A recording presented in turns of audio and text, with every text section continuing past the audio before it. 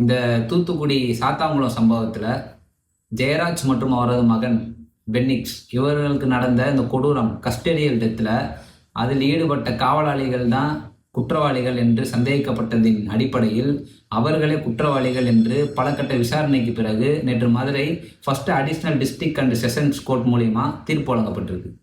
இந்த தீர்ப்பை வழங்கியவர் நீதிபதி ஜி முத்துக்குமரன் அவர்கள்.